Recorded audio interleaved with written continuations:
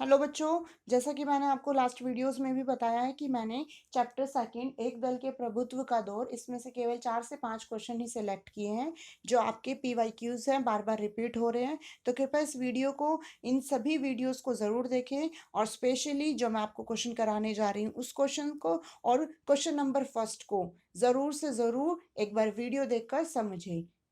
जितना ये दिखने में बड़े हैं उतना ही समझने में ये बहुत ही ज़्यादा छोटे हैं। कृपया ध्यान से सुने इस वीडियो को। चलिए स्टार्ट करते हैं। कांग्रेस विचारधारात्मक और सामाजिक गठबंधन थी, स्पष्ट करें। यानी हमें एक एनसीईआरटी बुक का वाक्य दिया गया है कि जो कांग्रेस पार्टी थी वो विचारधारात्मक और सामाजिक गठबंधन थी। क्या वो थी भी या नहीं, तो वो ऐसा उन्होंने क्वेश्चन किया है। तो सबसे पहले हम ये बताएंगे, हाँ, कांग्रेस पार्टी विचारधारात्मक और सामाजिक गठबंधन थी। और इसमें क्वेश्चन आ सकता है कि कांग्रेस की प्रकृति कैसी थी। तो कांग्रेस की प्रकृति सामाजिक और विचारधारात्मक थी। कांग्रेस की प्रकृति एक सामाजिक और विचारधारात्मक गठबंधन की है। कांग्रेस का जन्म 1885 में हुआ था। यानी कांग्रेस पार्टी कब गठित हुई थी? 1885 में। शुरू में यह समाज के उच्च व संपन्न वर्गों, जैसे कि जो नव शिक्षित या फिर कामकाजी ज्यादा जो व्यापारी लोग हैं, उनका ही हित समूह मात्र थी। यानी जब कांग्रेस पार्टी गठित की गई 1885 में, उस समय केवल ये जो समाज में उच्च व संपन्न लोग थे वो ही इस पार्टी में सम्मिलित थे। लेकिन जब 20वीं शताब्दी में जन आंदोलन का रूप लिया, जब 20वीं शताब्दी में कांग्रेस पार्टी ने जन आंदोलन का रूप लिया, जन आंदोलन करने लगी, तो कांग्रेस ने परस्पर विरोधी हितों के अनेक समूहों को एक साथ जोड़ लिया। यानी जो उसके विरोधी थे, पहले किस संपन्न लोग थे, तो विरोधी कौन होंगे? जो गरीब किसान होंगे वो विरोधी होंगे। तो इसीलिए अब जब जन आंदोलन करना था, लोगों के साथ ही तो मिलकर आंदोलन किया जाता है, जन आंदोलन, तो उसमें लोगों की भागीदारी बढ़ाने के लिए कांग्रेस पार्टी ने अपने साथ उच्च वर्गों के साथ साथ अन्य समूहों को भी अपने साथ जोड़ लिया था। कांग्रेस में किसान और उद्योगपति, शहर के बाशिंदे और गांव के निवासी, मजदूर, मालिक, मध्य निम्न और उच्च वर्ग तथा जाति सबको जगह मिली थी।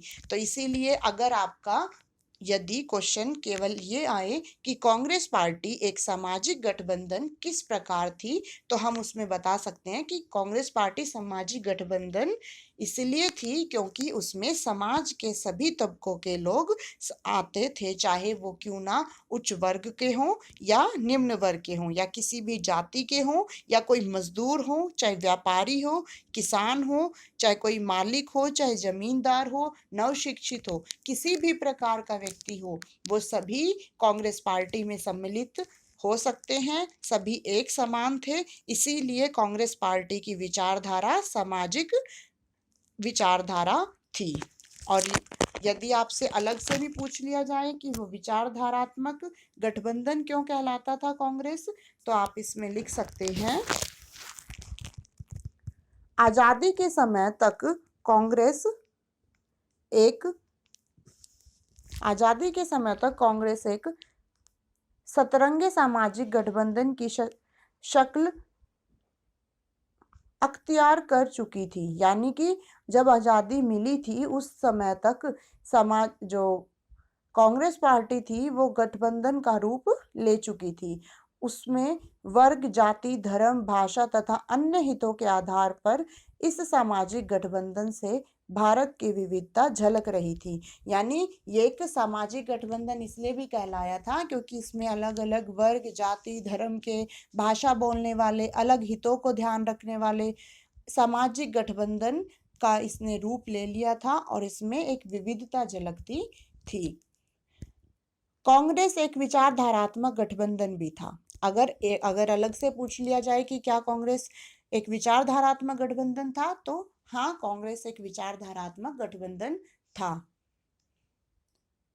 इसके अनेक समूहों ने अपने पहचान को कांग्रेस के साथ मिला दिया था। यानी इसके जो अनेक समूह थे उसने अपनी सबकी पहचान, जैसा कि मैंने पहले भी बताया था, कुछ विपक्षी पार्टी जो थी वो पहले कांग्रेस में ही मिली हुई थी।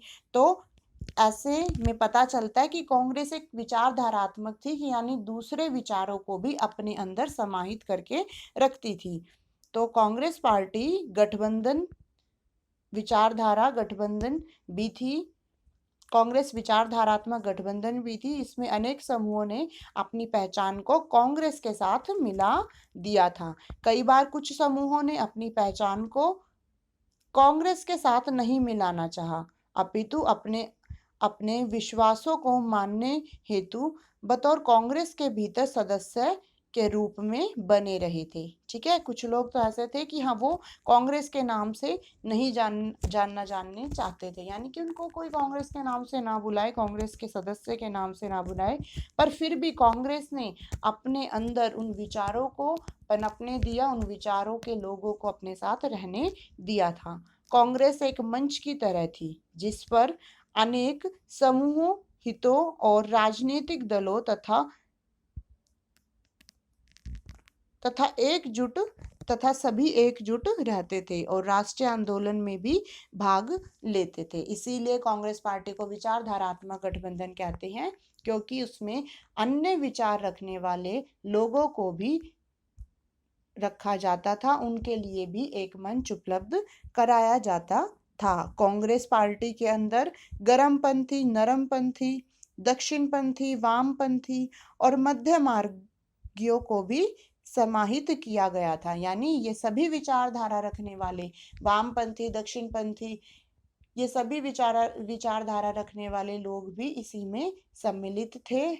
इसीलिए कांग्रेस पार्टी को सामाजिक और विचारधारात्मक गठबंधन कहा जाता है।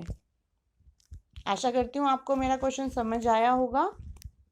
ऐसे ही अच्छे अच्छे क्वेश्चन लेने के लिए मेरे चैनल से आपको जुड़ना होगा, ताकि आप अपने एग्ज़ाम की अच्छे से प्रिपरेशन कर सकें, वो भी स्मार्ट तरीके से।